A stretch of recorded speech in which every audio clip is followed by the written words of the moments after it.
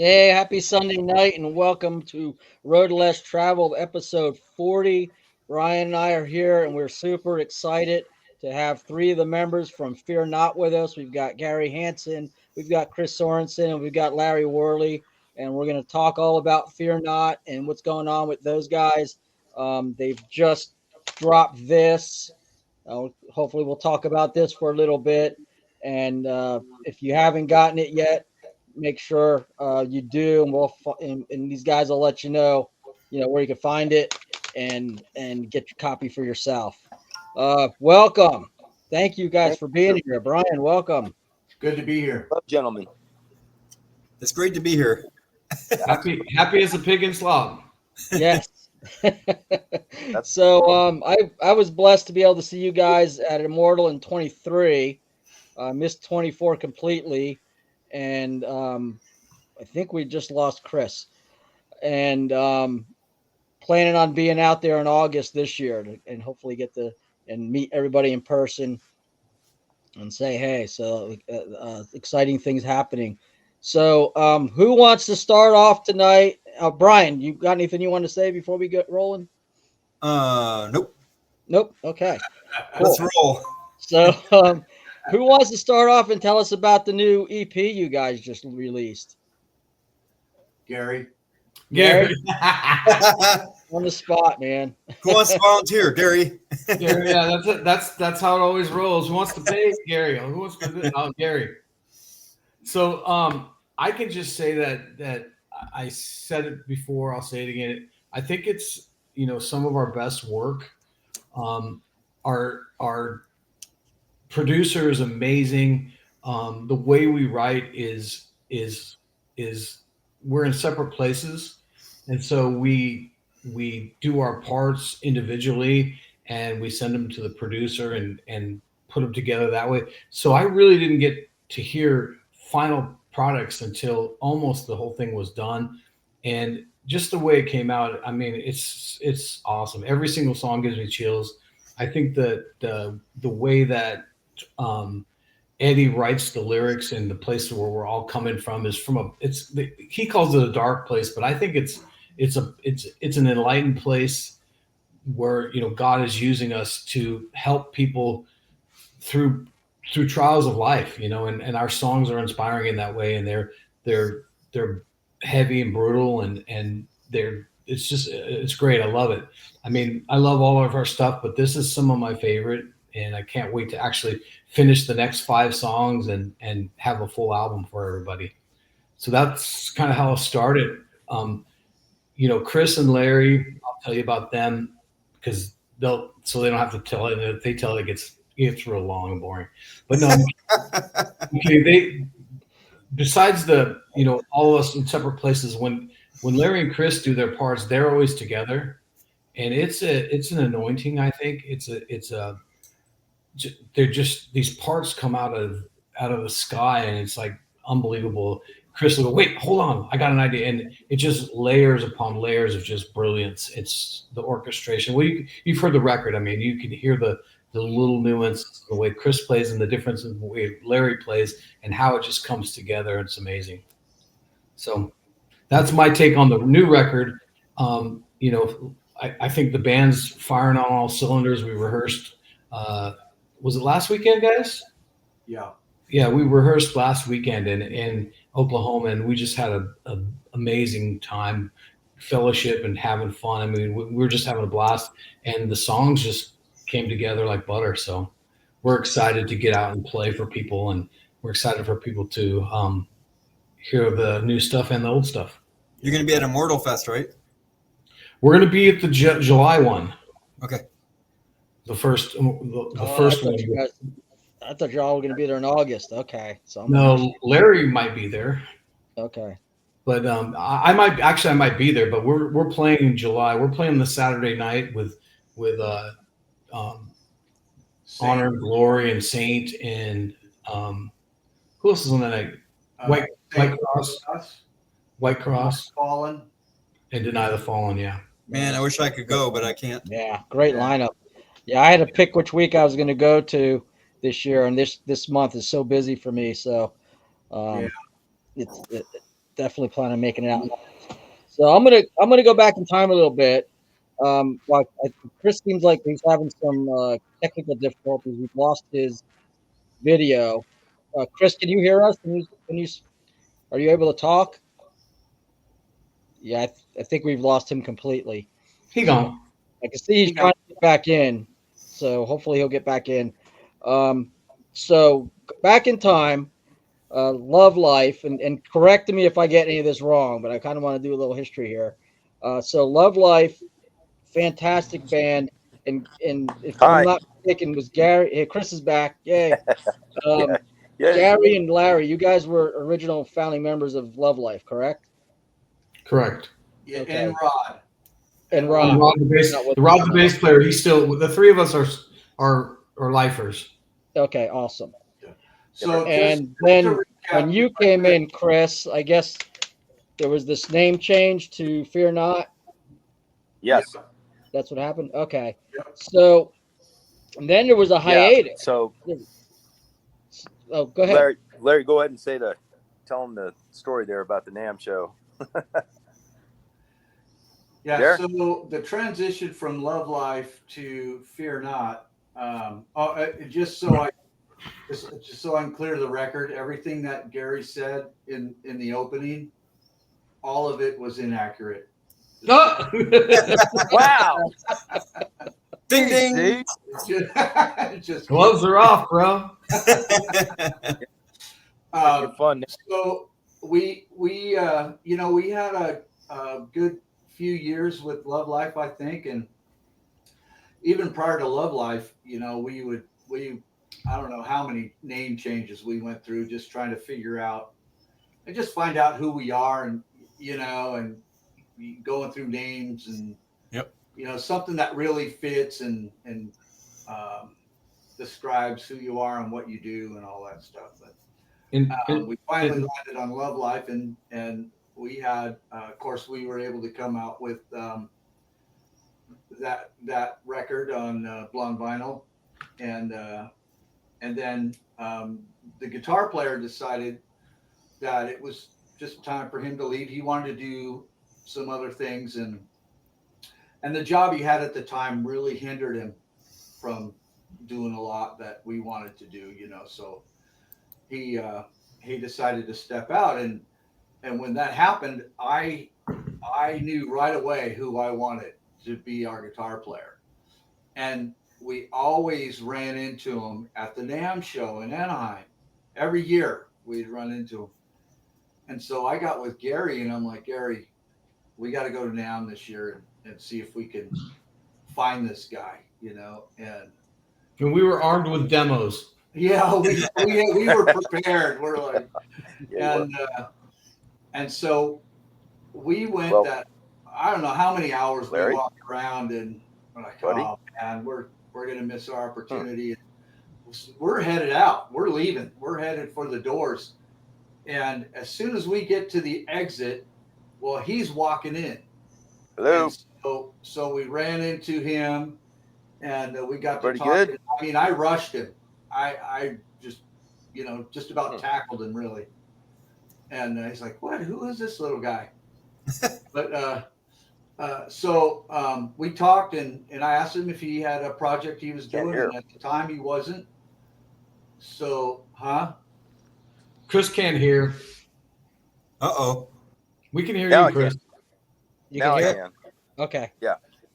All right. So, anyways, we gave him the CD to listen to, and then I had a cassette of some of the newer stuff that I was writing and that we were doing, and Wow. Well, he did not. Larry.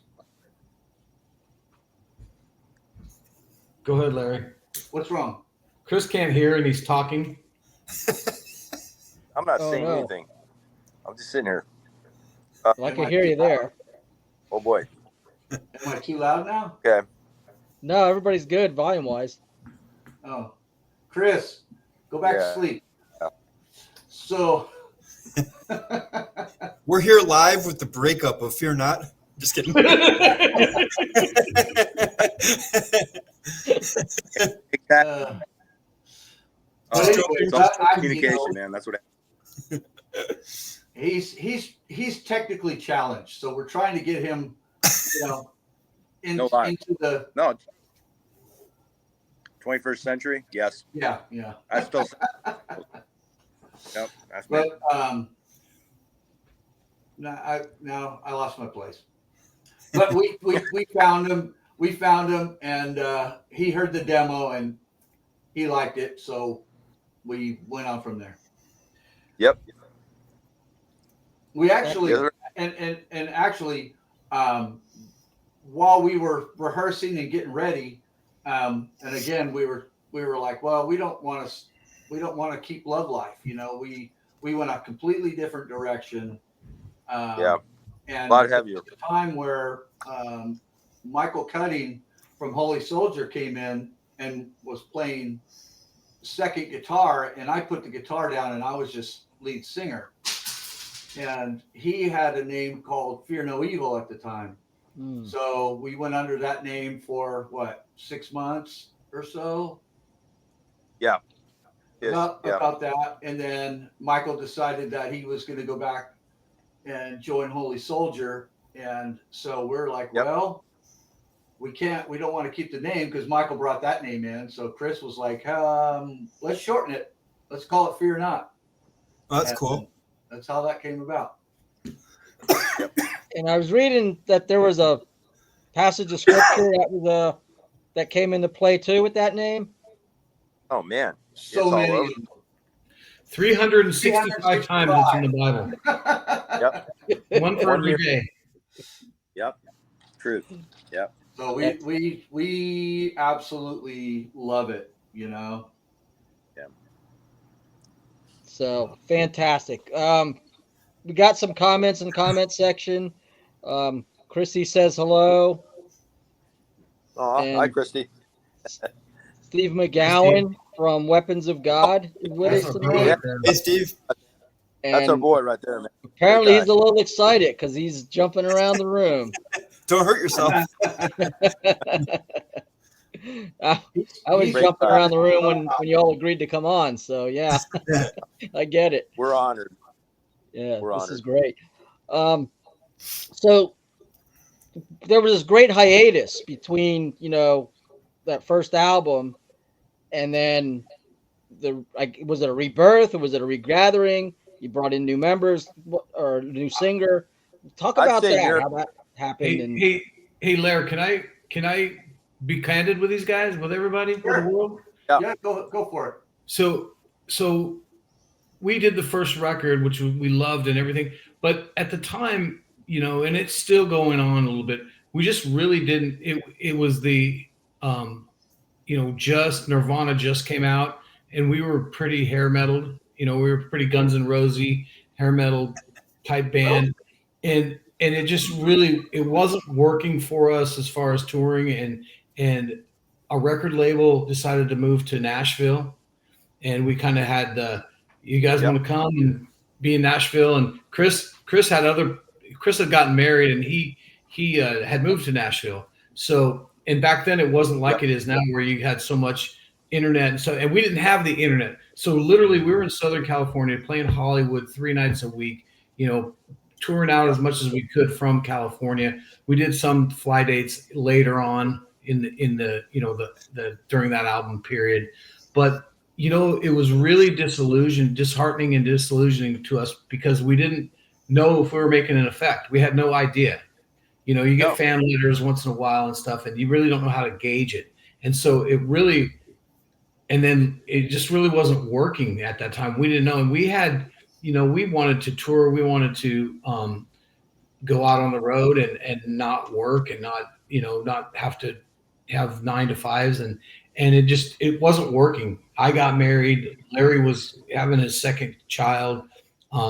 He ended up moving to Oklahoma because his family was out there. And so it kind of happened like that. And we really there was never an argument. There was never ill feelings toward, we loved each other, but we just, you grow apart, and that's what kind of happened. And so basically we had, and I'll let you guys chime in too, but Larry in Oklahoma, there were some serious Fear Not fans in Oklahoma, and they found out Larry lived there and reached out to him.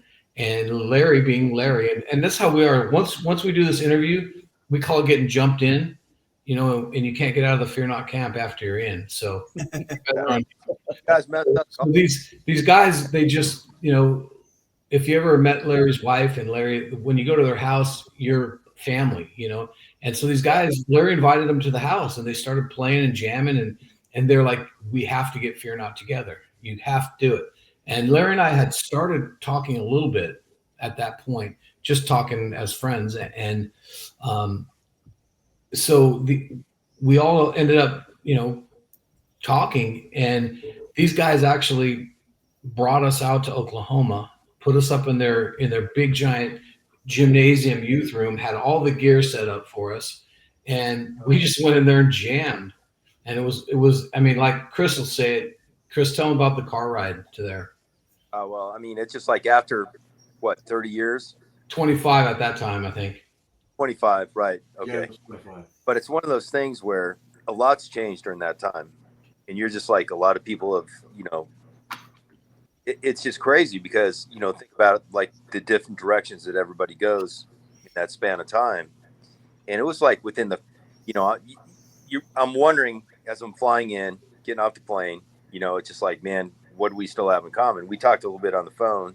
But man, within the first 15 minutes of this ride, nothing. And I mean, nothing had changed. It's just like, it was like I'd seen these guys like 2 weeks before. It was hilarious, man. I mean, same jokes, same stuff. We are just like absolutely busting up, having the best time going down to Oklahoma City to practice. It was, man, honestly, that's one of those things where it's kind of God inspired when you have it's almost like a family.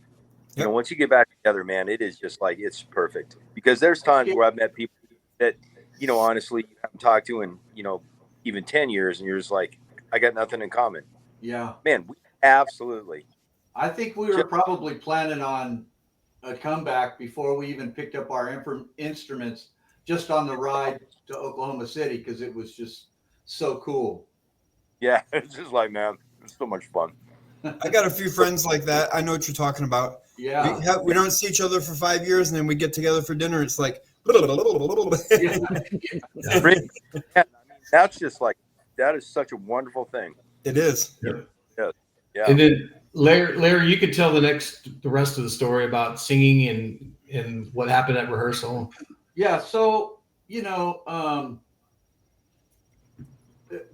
within that hiatus, really the only kind of singing that I was doing was I led worship at my church. So I had, and the only gear I had was an acoustic guitar, and I had gotten rid of everything. And so I hadn't sung like that in years,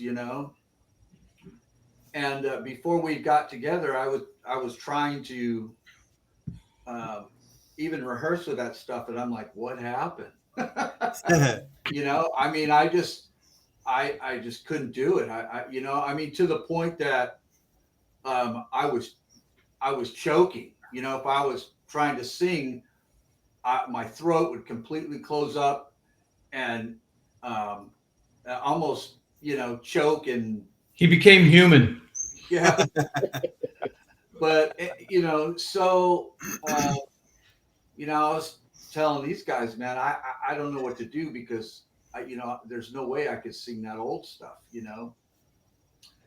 At least at that time, I figured, well, maybe I could, get some lessons going or take some online courses and build my strength back up, but it just didn't seem like it was happening. And so I just said, what if you guys thought about bringing in a singer? It's still the original guys, and then we'll just add a fifth person. And I had somebody in mind that I had met a couple years prior who was in another band. And I approached him and I'm like, hey, and we hadn't talked for a few years, and after we had met, and I call him up and just asked him, hey, Eddie, you know, are you doing anything these days? And again, he's like, no, nothing. I go, would you consider maybe fronting Fear Not, here and doing some stuff? And he's like, absolutely, So he come over to my studio here, and I had a song that I had done years ago, and ended up putting it out on another album with uh, Liberty and Justice, a band called Liberty and Justice at the time. And they liked this song that I had, and they're like, "Can we put it out on a record?" And I'm like, "Sure." So we did that, and I had him sing it. I'm like, "Here, I'm going to put this in, sing it, and I'm going to send it to the guys and see what they think." And so after that, I sent it. They're like, "Heck yeah, let's give this a shot." And so we found out that he had a producer here in Oklahoma who he was using. So I got to meet him, and we hit it off really well. And we go in, and I start laying tracks down for the Wounded Heart CD. And then I get all my tracks done. We get it all arranged and everything. And then we get Rod and Chris and Gary out there, and they're cutting Gary's cutting his drums. And we just had my guitar tracks, and Gary's in there playing Don't Want None on the drums. And this is the first time Eddie comes walking in, and I'm introducing, they hadn't even met yet. I'm introducing Eddie to everybody, and Gary's in there just kind of waving, behind the glass, and I'm like, "Hey, it's Eddie." Hey. And so when Gary starts again tracking, I could see Eddie just sitting there on his phone, just typing. Yep. And he gets done, and of course, Gary does a phenomenal job. He's such a great drummer. But Eddie's like, "Stop, set up a mic. So he had this whole idea going through his brain at that time, and he went in there and cut like the chorus for Don't Want None and laid it down right there. And that's kind of how we all got introduced to each other in that sense. And that's one of my favorite songs to this day. That's cool. Yeah. That's so cool. Yeah. So that brings us to, was there an EP before this? Yeah. For the Wounded Heart. Okay. So I missed that one, but I jumped into this, and this would be the second album that Eddie was on, right? Correct. Yeah. The EP would be the first.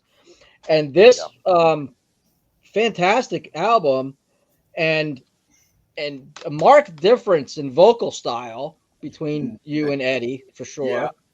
But still, I mean, the music is there, and it was really good, fantastic dynamic. And then there was like a couple of songs on there that were almost like country music, like God's Country. And so what's the genesis of that, going from like a metal band, hair band, to like doing country songs? I'm gonna touch a little bit on this, and then I'll let Chris go.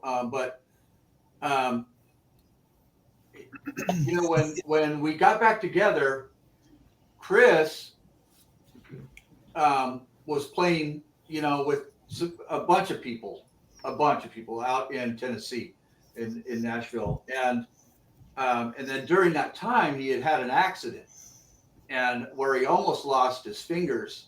Ooh. And so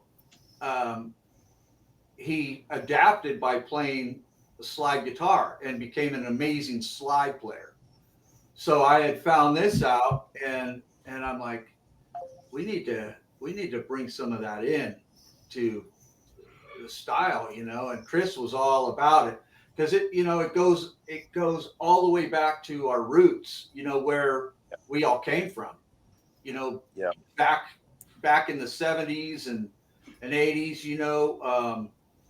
that we all love that kind of southern swampy kind of thing, And so one of Chris's sayings when we started recording Fields of Sorrow was he's like, let's go in with like no preconceived direction. No, let's just no law, no rules. Let's just see what happens, and however it comes out, it comes out. And Yep. so, yeah. But Chris, you want to embellish on that as far as bringing in all that southern twang? Yeah, I mean, I grew up in Colorado, and my mom and my stepdad were listening to like Buck Owens, Waylon Jennings, and all this stuff. And I always tell people, then I started discovering like Black, excuse me, Black Sabbath, Leonard Skinner, and a bunch of different stuff from the '70s, and that had a big impact on me. And then all of a sudden, fast forward, man, going out to Hollywood and like being involved with all that, and then just listening to just all this amazing, man, I've always loved high energy. But once I went out to Tennessee, like Larry was saying, man, my ring finger on my left hand, I had a really bad accident, and they wanted to amputate it, and it just kind of shut down guitar playing for me for a while. So I adapted by learning how to play slide guitar, which I'd always loved. If you were looking through my CD collection, you'd think I was schizophrenic because I got everything from like bluegrass to Mississippi Delta, just hardcore metal, and I just feel like there's a place and a time for everything. So, but because of that accident, I started doing a lot of traveling with different country artists and stuff like that. But the ones I was really hooking up with it was more rock and roll than anything. And if you listen to a lot of the stuff now, it's just like, man, it's rock with like kind of a country edge to it, or even heavier now. But I'm still like really super into heavy. So we just like kind of experimented, and that's kind of where everything is, came from. So, and again, if you ask me, you got 5 guys that have just been in different directions for 25 years. You're gonna end up with like some different influences. Yep. So it's really been exciting to be able to embrace like everybody's ideas. Yeah.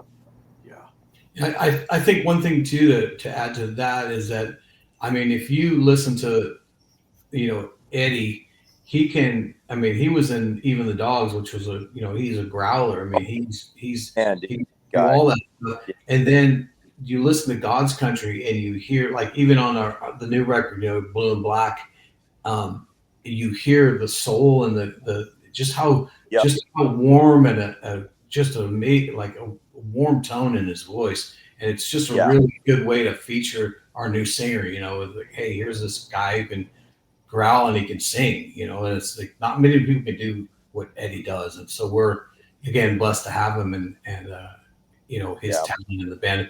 So that was another, reason we put that on there, is because it just sounded so good. Hey, Paul, you want to hit the comments real quick? Yeah, we could do that. So Rochelle's with us tonight. Hey, Rochelle. She said, hey, everyone. Can't wait to see you. Love you. And see you soon. Steve says he's loving the new EP. Great job. It rocks. I have to fully agree 100%. Thank you. Sarah's with us. Hey, Sarah, it's been a while since we got to have you on. Hi, everyone. Popping in late. Happy to see you all. Great to see you, too. Well, thank you. And Chris, is your sister married to John Cardaby? John Corabi. Corabi. I'm sorry. I couldn't read that. That's funny. Is my sister? No. That is a difference. That is a true story. Same Sorensen. Her name's Debbie Sorensen. My sister's name is Jen Sorensen. It's spelled the same way. Because I used to live in East Nashville, and when John moved to Tennessee and actually ended up hooking up with Debbie, we're just looking at each other just going, well, we could be related, but apparently Sorensen over in like the Nordic region is like the same as Smith, because I've run into a bunch of Sorensens up in up in Michigan and Wisconsin and stuff. So it's kind of funny. But yeah, I actually I love John and Debbie, man. They're phenomenal people. Yep. Paul, you know who John Corabi is, right? Yes. What's that? Yes. I couldn't read it's so little on my screen. I was having a hard time reading what it said. I figured you did. He sang with the Scream, and also man, he did an album with Motley Crue. Yeah, I remember when he did that. Hey, Joyce Carlson's on. I want to say hi to her. Hi, Joyce. And she wanted to know if we were live, and Rochelle answered her and said yes. Can't wait to hug your neck in Ohio soon. Yep. Say hey to Les. So Immortal Fest was Immortal. So the dynamic was you guys coming back together and playing live, contribute more to Immortal Fest than Immortal Fest contributed to you guys, or what was the dynamic there? Well, we did a couple shows prior to that. Yeah. And we were in contact with Michael Fian from White Cross, and I was just talking to him one day, and next thing I know, I'm getting an email from Steve. I guess he said, "Hey, you got to get these guys." And so Steve from Immortal reached out to us, and so it was. I mean, I don't know if it was a catalyst for us. I think we're going to do it anyway, but it sure has been an inspiration and just a support system and a family that's just. I mean, you've been to Immortal. It's not. Yeah. It's like nothing else that I've ever been to. So the love and the fellowship and it's like going to church for 3 days. It's just just the fellowship and I mean, everybody's just so kind and nobody's a rock star there. Everybody's just hanging out, and it's awesome. Yep. And I saw at the end they get everybody on stage and sing that one song. I can't remember what song it is. Holy, holy, holy. Yeah. That's pretty cool. Right. I can't wait till I can go. Yeah. I'll tell you what. You can really hear you can feel the Holy Spirit just absolutely fall during that song. It is. Hey, Paul, I want to ask something about what they've got hanging on their walls. Yeah. So start with you, Chris. All those guitars, what's your favorite one, and which one do you use for recording, or do you mix it up and use different ones on different songs? What's the scoop? So, it just depends, man. I just really feel like the guitar kind of dictates what the song, you'll hear the song and just like, I think I got something I want to use. But yeah, I've been collecting guitars for a long time, and each one of them are different. I've got to deal with my daughter and my wife. It's just like, if you name a guitar, you can't sell it. So I'll buy something, she'll come in. Yeah, that one's called Dallas or whatever, and it's just funny. But yeah, it's one of those things where like each guitar, if you ask me, I worked for Gibson, the custom shop for a long time. So I've got a couple of really good custom shop pieces that I usually use for recording. But my touring guitars are a little bit different because, man, with TSA and everything nowadays, you just got to be kind of careful what you're taking. So, but that purple one behind you is one that you use a lot. Yeah. So we ended up getting an endorsement with this wonderful company called Vintage Brand Guitars, and man, they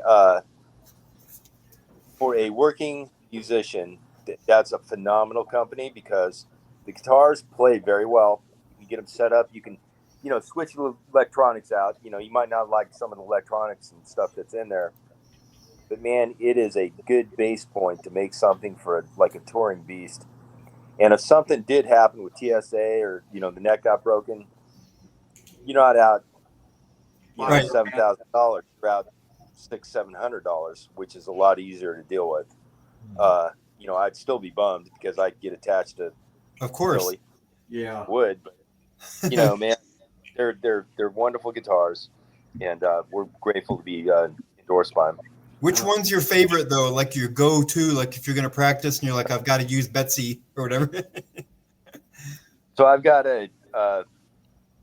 I have got a 59 Les Paul that Okay. I got to build reissue, not the real thing, a reissue that I got to build at Gibson, and that was one of my goals when I went to go work for the custom shop, that I would walk away one of those days with a real 59 reissue, and I've got Ooh. that. I was able to walk that thing through the shop, and I even had, since I'd worked there for a while, I had friends like there was a guy named JT Ribloff that used to do all the. I mean, he worked on Tony Iommi's guitars, all this stuff. He was just a phenomenal luthier, and he ended up giving me some real capacitors from a real 59 for this guitar, and I was able to basically walk it through the whole shop, get the people I wanted to work on it, and it means a lot to me because, again, man, I know everybody that was involved with it, and it's a beautiful guitar, and that's when, like, I'll usually go in and track in the studios. With Larry's played it, he seems to like it a little bit. Oh yeah. So, yeah, but that, or I've got a Strat that it's a 72 Strat over here that is named Jake, and Jake is like, man, I mean, I can't even tell you how many honky tonks and just gigs over the years, man, that I've played with Jake, and that's got a really cool story to it. I might start naming mine now just because I met you today. You just Again, can't man, tell you 'em. name This That's is one cool. we just used this Eddie Van Halen 5150 series guitar on our new CD Full Armor, Nice. and we finally got the sound I want. I love this kill switch. Yeah. Yep. You can hit And this whammy bar and then go did. yeah, dude, the stutter switch thing. I got a friend of mine in Austin that is like That's phenomenal. nice. Market. Oh, I just love it. Yeah, the stutter switch thing is great, dude. Yep. That is a good guitar, my friend. Yeah. I had to spend a little bit of money on it, but that's became my main guitar. I have a Jackson Dinky or Dinky, yeah, Dinky, and that one plays nice, but it needs better pickups or something. I don't know, because if you listen to our Only Human album, my guitar sounds like, I always say it sounds a little bit like a bumblebee. I don't really like the sound. Yeah. And then I got a Boss pedal that has like 40 different sounds, and we finally found the sound we want. So I took a picture of the guitar pedal to make sure if my cat bumps it or something. Yeah. Beautiful. No, that is brilliant, man. Seriously, either wax pencil or a picture. Same way. I mean, like, we're talking like a 16th either way. And stuff the sound changes. changes. Agreed. Yep. Yes. Good. I'm not the only one. No, I'm obsessed with it. It's bad, but yeah, I good like for the you. fact that your EVH guitar has the Kramer style Yeah. stock on it. Yeah, that is too cool. It kind of looks like a hockey stick, doesn't it? Yeah. It does, but bro, that's an homage back to the 80s because Oh, that was it's very guitar talk. Okay, do we want to give the drummer a chance? Sure, I guess. So I play a Les Paul. I see. Yeah. He starts talking about guitars. I have my Taylor and my bass, and there's my Taylor over here on the side. But no, we talked about my drums. I'm currently playing GMS drums and love them. I've got just a really pretty kit. It might be a little bit too pretty for metal, but it's cool. I just actually added a tom to my setup, and I'm kind of having fun with that. But see if you see that Gibson on this side, that's a gift from a good friend of mine named Larry Worley. Oh yeah. So yeah, Larry. And then that's cigar. That's actually a gas can guitar from South Africa. My daughter bought that for me. Oh. And then I got a few more guitars. I had like a lot of guitars at one point, but I stopped collecting them and sold a bunch of them because I didn't name them so I could sell them. I'm really fickle. I go through drums and guitars and like every year. So give your cymbals a plug, brother.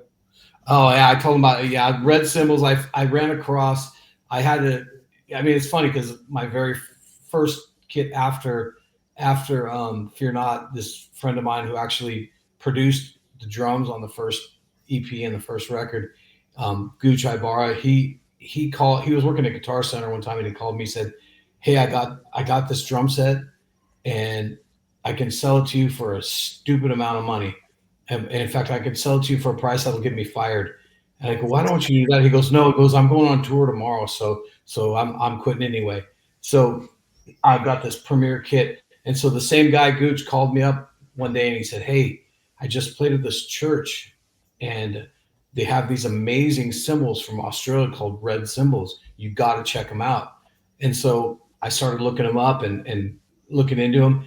And then I found that, like, at that same church, a week later, they were having a what they call woodshed, and they put like 5 drum kits on. They put all these cymbals on the drum kits, and like 5 guys get on and start playing together. And, wow. and then they have a pro guy on there that comes in and does a little clinic, and it was awesome. And I fell in love with them. They just sounded so good. And then they gave me an endorsement. So, That's and then awesome. they started, building sticks, and they gave me an endorsement for that. So I actually have some autographed Gary Hanson sticks. So yeah, they're a great company, great guys, Christian guys. I can't say enough of good stuff about Reds. The only thing I'd say negative about them is that they're in Australia, so they have to, they have to send you have to pay shipping on the that long ship. But great cymbals, love them. Gary, I loved your segue to get us guitar guys to stop talking. that made me crack up. What? Very subtle. Yeah. That's great. I don't like getting beat up. I like to get my point across. Chris, No, I love we can guitars just too. take him to a dark alley sometime, you and we'll get him. No, no. You go ahead. I need backup. It wouldn't be me. I'm not your guy. But I actually love guitars. I can sit and listen to these guys talk for hours. I learn. Right. I know more about guitars because these two guys than, I hang out with guitar players more than anything because they talk a lot. Well, just for the record, I did play drums on one of our songs. It's about my wife when she died. So it's a song called "I See You." And my drummer, John, he said, "You should do the drums on this." I'm like, "Really?" So I did do one. Wow. Cool. Man, brother. I'm kind of. They don't let me touch a guitar in a Fear Not setting. They go, "Oh, can you grab a cajon?" I'm like, "I want to play guitar." Nope. No, don't even look at it. No, yeah. No. Turn it up to 11. Can I look at it? No. Don't even touch it. Don't even look at it. It's a Spinal Tap. Yeah. Larry. Iconic movie. All right, so you guys did a cover on this album, and then you had a cover on the EP. Sure. And great covers, love them. Millions of songs to pick. How did you land on those 2 songs? I probably had a lot to do with God's Country because, again, man, I'm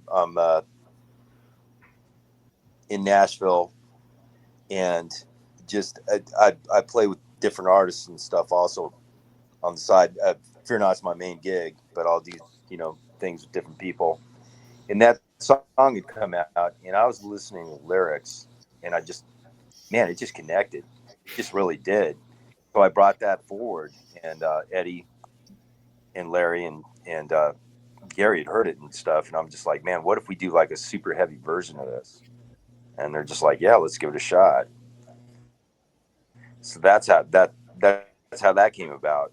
And then we've been talking about Larry Blue on Black yep. We've been talking about Blue on Black for even before that, before we did God's Country. Yeah, dude, it's one of the very, very well.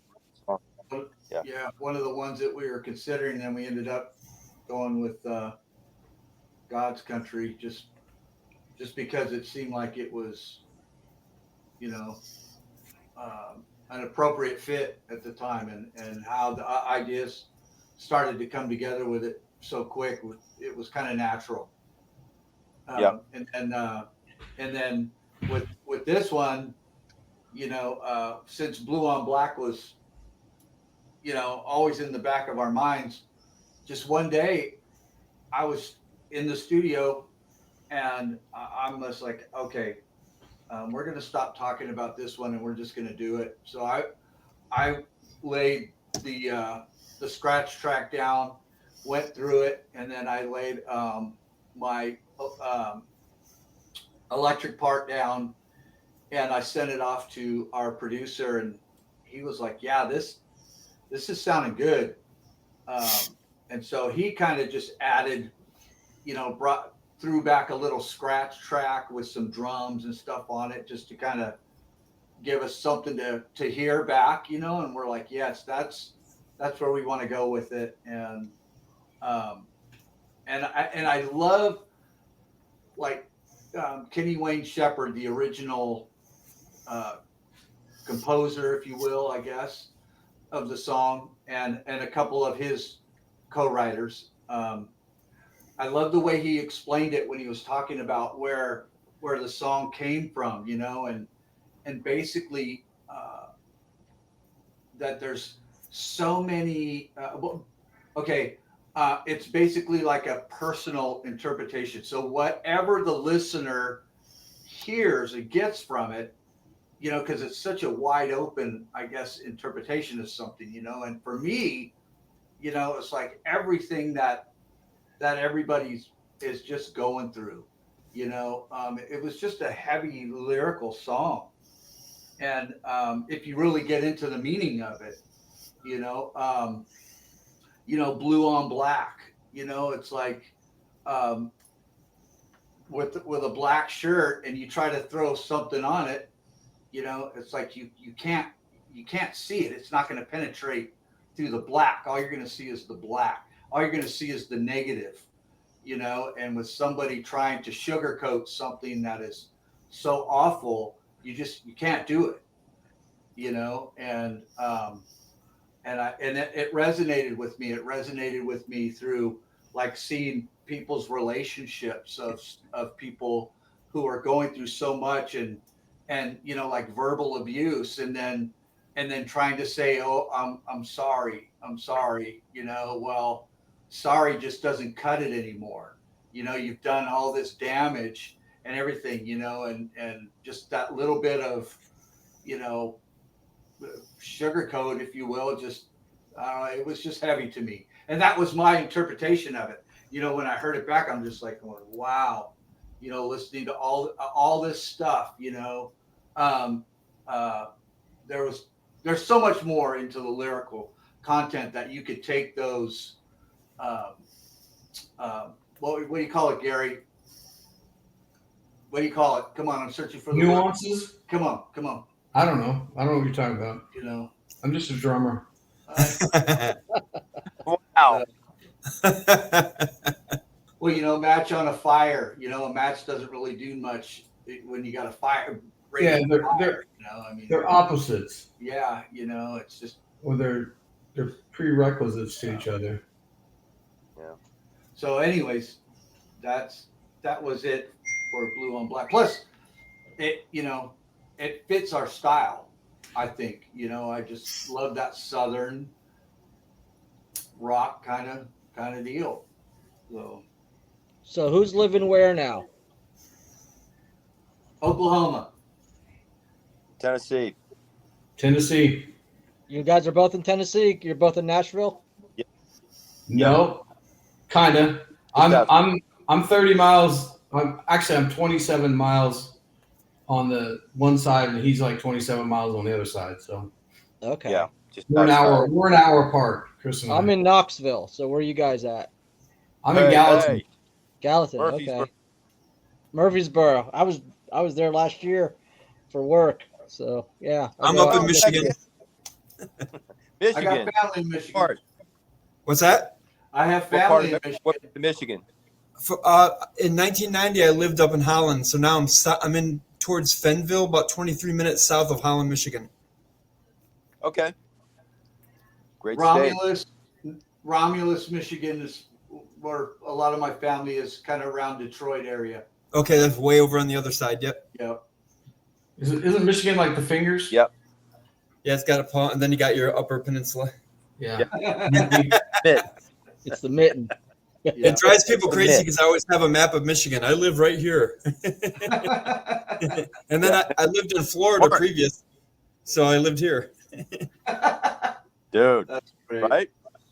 Hey, Steve's got a question. He says, Chris, I'd love it if you can get together.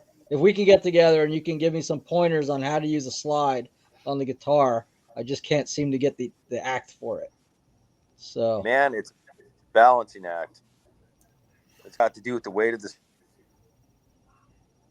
He doesn't want to give his secrets away. You know, it was. I muted him because he was starting to give away our secrets. I'll tell you. I'm just kidding. I've never used one. That was great. was Sarah's dad's an upper. Youper. Oper, yeah.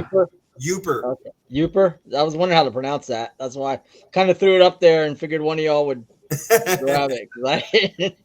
It's the Upper Peninsula, but I've heard people say a Youper. So if I'm wrong, people can correct me. All right. Well, Chris is trying to get back in, but while he's trying to get in, talk about, and we don't have a lot of time left, but talk about you came to Christian music. So there, you know, how did the Lord bring you together as a group? How did the Lord bring you together into Christian music? Because ministry, I mean, obviously it's entertainment, it's fun, it's a passion, but it's ministry at the same time. So can you talk about that a little bit? I can tell you my story real quick. So I was in a band playing in Hollywood in the 80s. Doing pretty good. You know, we were good. We didn't fit the image. You know, we were just doing our thing. And I got saved. You know, I went to a passion play on Easter, and the Lord, you know, just called me. And so I pretty much had to quit that band because, you know, they were partying, and it was, you know, as a young Christian, I don't ever recommend, you know, continuing to be in the same scene you're in, and I started going to church 2 or 3 times a week. I'd go Sunday night, Wednesday, Sunday night. And I happened to go to the church that Stryper went to. That's cool. In West Covina with Raul Reese. And it was not only them, but there was a whole like section of these long hairs. And I was sitting with, you know, my Christian family that had brought me to the Lord. And on the other side of the church, and you know, I'd walk over there and say hi to the guys and start talking to them. And I was talking to this one guy, and he's actually currently the drummer for Tears for Fears, but he's, you know, he was in Michael Sweet's Can't hear anybody solo. So the long story is, our original Love Life guitar player, he went to that church too, and so we started, and our original Love Life bass player too, which before we were actually Love Life. They all went to that church, and we, one day I was talking to Jamie, and he said, "Oh, we got a gig tonight," and I'm like, "Cool. You need some help?" He goes, "Yeah, that'd be great." I go, "Hey, I got a van. I can even come pick." So I went, picked him up, loaded the drums in the van, and set up the drums for him, and I started roadieing for that band. And lo and behold, Darren was the guitar roadie, and Mike, the bass player, was the bass roadie. So his cousin was the bass player, and Darren's best friend was the guitar player. And so we started talking. We started, hey, let's get together. And so the 3 of us started jamming, and then we put an ad in the recycler and got Larry, and that's when it happened. But so that's kind of how I did it. But I didn't play drums for a long time. You know, I just kind of said, I'm going to take it easy. I didn't know how to play drums in church. I was just a, you know, pounder. So that's kind of how I came about it. And as a group, we came together. You know, Surrender was a Christian band, so we were in that Christian music scene right off the bat. That's when, you know, Deliverance and Barren Cross and Holy Soldier, and that's when they were all in Hollywood. We were all in Hollywood literally every weekend, if not a weeknight and a weekend.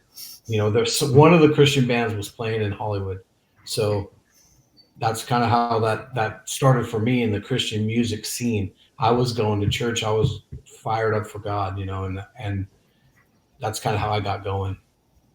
And Larry has a good story too, and so does Chris. Yeah. You know, of course, I think all of us at a young age developed an interest in music, and we all started playing our instruments fairly young, and I was started playing in junior high and getting together with my cousin, and we would try to put bands together, but that was a little hard back then when you're that young. But then we got into high school and things got a little bit more serious. And of course, at the time, we wanted to be rock stars. And we would rehearse in my garage. And every time we'd take a break, we'd go in and get a drink, something out of the fridge or something. And my mom, it would always tell us when we were coming in, one day you guys are going to be playing for Jesus. And I would just laugh. Yeah, sure, Mom. Okay. Because I'm like, in my mind, I'm thinking, well, you can't be a rock star and play for God. Those two just don't mix. It just doesn't happen. So it's not going to happen. And I'm in sophomore in high school, or no, a junior, I think. And I had run into a friend of mine who we played Little League together. And I'm like, Mike, man, how's it going? And I'd say, man, he had hair, super long hair and stuff. And so I'm like, cool. How you doing? And then lo and behold, we start talking and he's like, so you go to church? And I'm like, wait, what? Did that just come out of your mouth? And he's like, yeah. And he whips out a Bible. He's like, yeah, man, got my Bible here. And he's like, why don't you come to church with me? And I'm like, I appreciate it, but no, I'm good. And we kept running into each other in the hallways. And he's like, so you ready to go to church yet? You're like, man, no. And I'll never forget this. One day I'm walking home and he's like behind the gym area, where everybody would go to fight, we're gonna be behind the gym. Well, he met me there, and I'm kid you not, he put me up against the wall, and he was a big dude. I mean, big when I mean he, that guy could bench, 240 or something back, in high school, and he put me up against the wall and he goes, I'm going to tell you about Jesus. You're going to listen. And I'm like, you got my attention. So of course he was goofing around, but no, man, he just knew that there was something there, and that I needed he knew I needed Jesus, God was using that dude to bring you. Yeah, he wasn't about to let me get by, and so I started opening up to him, and I'm like, well, I really want to. I love playing guitar, and I love singing and writing songs, And he goes, well, I'll tell you what. Why don't you come to church with me, and I'll want to introduce you to something. And so we go to Calvary Chapel, Costa Mesa, and this was like 78, I think, or 79, one of those years. And we go, and here, lo and behold, here comes this band out on stage, and it's Resurrection Band. There you go. Nice. Yeah. And that was the first band I saw, and that's where I accepted the Lord that night and changed my life. And then again, and then it just kind of evolves, and then I end up, years later meeting Gary, and we just start playing music together, and then meet Chris, and here we are, 30 years later, and we had that hiatus, and God said, I'm not done with you guys yet. You had a lot to learn in that time. Yep. You guys had a lot to grow, and but here we are, and we're a lot. Well, I don't want to say we're a lot wiser because we're probably just as dumb as we were back then. But I think we're in a place where we're a lot more submissive to what God wants and not just what we want. It's like, okay, God, your hand is all over this, and you've got the steering wheel. We're just coming along for the ride, Great. and so here we are. Yep. Excellent. And we We love have God. reached the hour that I told you guys the show would be. Yep. We're cool to stay later if you are. Chris, I know it's your birthday, and I'm sure you probably have family you want to get to. Did you want to share your testimony real quick, or do you got to go? It's You cool know either what? way, man. No, man, I will.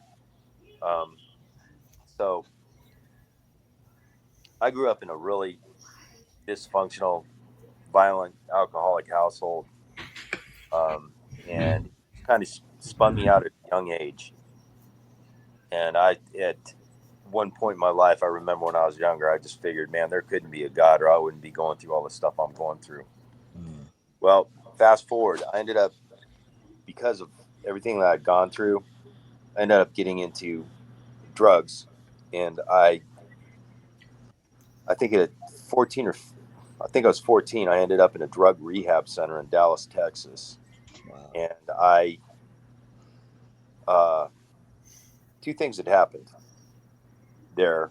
I'd always been interested in guitar, but at that center, there was a guitar player. I think he's about 19 or 20. Man, this guy was a ripping blues player. And I messed with guitar, but I never really learned guitar. And this guy took the time to teach me how to play. Cool. Um, During that time, also, uh, I had an incredible encounter with God. It's kind of a long story. I'm just gonna like paraphrase because I don't want to take a bunch of time and stuff, but or whatever. Anyways, because of that, I really did. I was able to learn and look back on my life and see the points where God had met me that I just didn't realize. Yep. It was just like, man, I grew up in an Episcopal church, and during that, man, I'm not saying anything about the Episcopalian faith or anything like that, but it wasn't a one-on-one personal relationship with God that I encountered at this rehab. So fast forward, man. I mean, that just learning how to play guitar, um, that actually saved my life because I was able to go back home, and instead of going out and being with my friends and doing the same old thing I was doing, I just concentrated on guitar playing, and just, man, that really helped keep me on the straight and narrow. Yeah. Ended up straightening my life out. Ended up going to uh, um, there is a music conservatory. Well, it's GIT. It's Guitar Institute of Technology out in Hollywood. I went there back in I think it was like '83, right when all the metal stuff was kicking out. Now that's really funny. Coming from Colorado, man, I was around basically, again, man, I'd heard, some rock, man, but I'd never been around anything like that. So that was a really interesting time, and I kind of got my butt handed to me. Ended up going back to Colorado, and I was just like, man, I'm never, I'm not going back out to California. Ended up getting in a band in Colorado. We had interest, Geffen Records, which was like kind of a big thing back then. We're interested in us, and the rest of the band I was in, the rest of these guys are like, we're going out to California. I'm like, oh man, all right.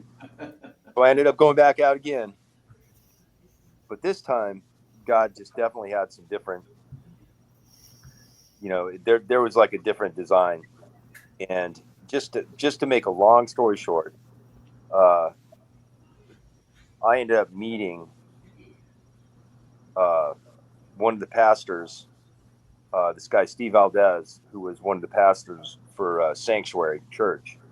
Okay. Uh, I was coming out of a bar with these two girls, and I was a little on the inebriated side. And I remember this guy walking up to me. These girls like come running up, give this guy a hug. This is pastor of my church. I'm looking at him. I'm like, man, this guy looks like Jake Lee from Ozzy or something. I'm like, I didn't know Jake was a pastor, but you know, we started talking, and I went from fairly inebriated to sober within 5 minutes. And I'm looking at this guy going, I don't know what is going on. I don't know who you are, but I'm coming to your church. And that's when I started going to Sanctuary. And man, it was incredible. It just man, that there was a point during that time where my life went under a lot of changes, but God proved who he was to me during that time. And man, to the point of just like, it's just there. I think when you're stubborn and you're a kid or you're just a bonehead or whatever, it takes a while for God to get through. And he did. And it was one of those things where I just distinctly remember one night going, man, if you get me out of what I'm in right now, I promise you I'll serve you the rest of my life. And he did. And man, that was all it was. That's basically the spiritual side for me, what absolutely got me. And then the music side was just like, I didn't realize that there was Christian rock. I really didn't. My cousin, when I was a kid, came over and I had really liked Black Sabbath when I was a kid, and my mom had bought me like this. I don't know if you guys have ever seen the album cover for had an album called Sabbath Bloody Sabbath. And if you look at the album cover, you're just like, what the, So my cousin came over, took a look at that, and he's like, hey man, I want to take you to a concert. And I think he took me to go see like it might have been Petra or something. And I love those guys now. But back then, I'm like, man, I liked it. It was okay. But man, you're expecting me to trade that kind of power. I'm like listening to that album, just going, there is just something there. So that's always stuck in the back of my head. And that's what's really so great about the Christian rock and Christian metal movement is, man, there is like, it's the definition is lyrics. You still have the power and everything else that's going on in just phenomenal bands, Yeah. I wish I would have had that back then. Guys, we really love playing, for the body of Christ. It's definitely uplifting and edifying, but where the rubber meets the road for Fear Not, we want to get into the meat and potatoes of it. We want to get into like, in fact, in November, we're going to be playing a couple of shows here at the Shrine in Oklahoma, Tulsa, Oklahoma, and we're going to be opening up for the Texas Hippie Coalition. And we got a chance to open up for Udo last year. And that's the arena that we want to play in. We had a great time, Chris, didn't we? Talking to Adrian, Andre. Yep. And we're Facebook friends. I watch him all the time. He comes out with some incredible guitar music, but we've been able to build relationships, with them, and we had such a great time talking with them, and that's where we want to go. We want to get in that arena, and we want to get one-on-one in that sense, And it's not about just to everyone's thinking this question. It's not about us becoming a secular band and becoming it's not about us changing at all who we are. It's just about us focusing on going to the dark places that's what we did in Hollywood. Yeah. You know, we didn't play with, we very rarely played with Christian bands. We went in and we played with the raunchiest, just, you know, and we did that every week. And that's where the ministry is for us. And that and not, you know, and we kind of feel like, you know, we fit in there because of, you know, we're pretty strong and we stick together and we just love on people and they see a difference in that. It's not about preaching and you know, we're not throwing Bibles in the audience, but we're not shy about who we are, you know, and we will never lose that. So. Well, you have the opportunity also to the after show when you're at the table with your merch and stuff to talk to the people on a human level. Yes. Right. And they appreciate that. Yep. And that's where the Holy Spirit will work big time. Yep. Make yourself available. Yep. I agree more. That's probably one of the stronger moments, man. I mean, it's great being on stage, but man, afterwards talking to people, that is when God shows up. Big time. And I'll close. How about this? If I close with this, we had a chance to play in Texas last Christmas, and one of the guys who actually helped us get back together. He had flown out there to see us play, and he's just such a prayer warrior, such an amazing guy, and he is just like fanatically, get over here, guys, come on. So we all were like, okay, what's going on? He said, this lady needs prayer. She needs healing. She had like liver cancer. She had like 3 things that basically death sentences. And we got to lay hands on her, and I literally felt the warmth and the, you know, the spirit move at that moment. And we got word a few weeks later that she got a clean report from the doctor.